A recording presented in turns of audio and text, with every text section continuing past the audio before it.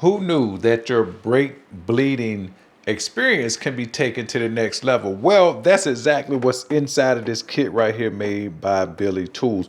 Now, first of all, I just want to just show you the case here. Nice blow molded case with metal latch on it.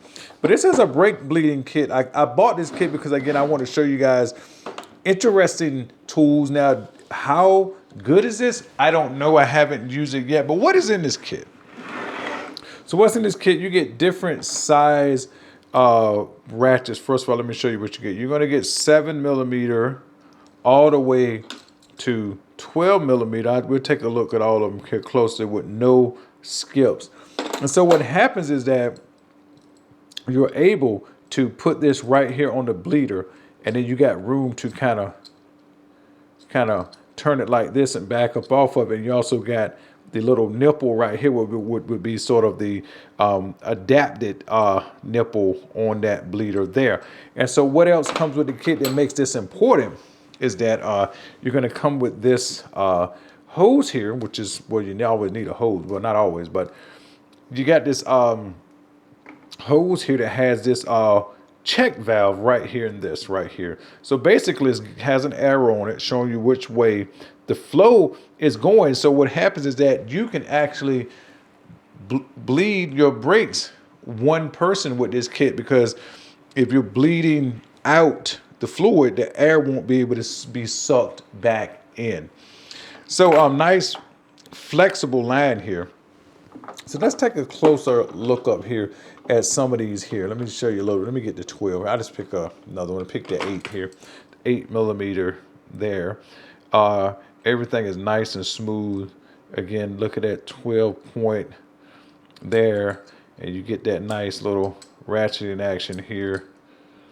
And you can, you can take it off, or you can go back the other way. It doesn't matter, because you can always adjust. And that's one of the big things why I wanted to try this kit out, was that when you put, say if you got like a regular flat nut wrench, if you kind of down on something, trying to push down, I mean, you can't go back up, but you sometimes, depending on, because it's a 6 point inside of the flat nut wrench, sometimes like this angle might not work for you, but you can also you got many different ways you can come up on it like this and get the right angle, so you can get the right best leverage to be able to crack that bleeder screw. Now down on the inside here, there is, I don't know how well, let me get my little flashlight out here.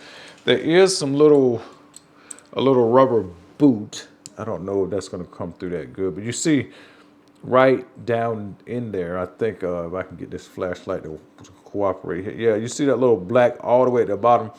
There's a black little rubber boot in there. I don't know if that's replaceable, but I assume that if you were to get a leak in there, maybe you could take a pick and pick that out, maybe squeeze another one in there or something like that. So that could possibly be the weak point of this, is that the leaking part. But if it doesn't leak, well, these things right here could be simply amazing. I mean, they feel pretty good. They come in a kit. You got multiple different sizes here. With my experience, again, working on cars, I think on newer cars that I've only worked on, have only been 10mm. I'm sure there's many different sizes here, and also on my 87 Monte Carlo, I think it's 7/16 for the bleeder screw, if I'm mistaken. Could be wrong, but still, overall, very nice quality here. A nice feel to the touch. You get different sizes here again, and you can, let's go ahead and stick this up here to see exactly how tight this would be up here. Oh yeah, that's nice. That's nice and flexible. So like when you put it around, you're gonna get a good seal on it. Yeah, take a look at that there. When you put that on it, that's a nice seal because of this nice flexible, pliable and supple hose here. So you probably shouldn't be leaking from here. So that's another. Oh, and that's another good thing here too about it, is that if you put the hose into it, let's go this way. It doesn't matter which way you do it. You can kind of sort of like leave the hose sort of untwisted because of well, I ain't gonna say untwisted, but you put the hose up here. I guess I was trying to say that if you was trying to work back and forth like this, you immediately put pressure onto the, start put twist on the hose, but you can minimize the twist by being able to say, come off of it, go up this way, and then twist it some more, versus if you had to keep going back and forth. But you can just take the flat nut off. But anyway, I'm just trying to make the case that this could possibly make brake bleeding a lot easier. And I don't know. Like, again, I said I haven't tried it yet, but the reviews seem to favor it. And again, if you look at try to bring it up a little closer here, you can see you got 7, 8, 9, 10, 11, and 12.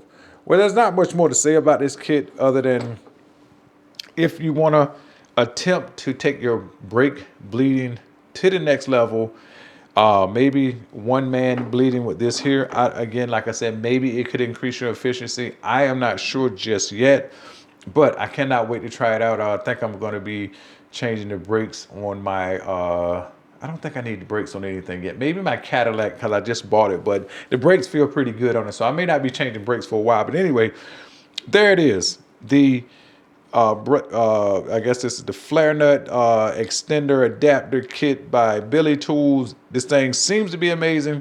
Check it out. I got the links below. If you want to help the channel out that way, please like, share, and subscribe if you enjoyed this content, and maybe to help somebody out as well. So take care, guys. I'll see you soon.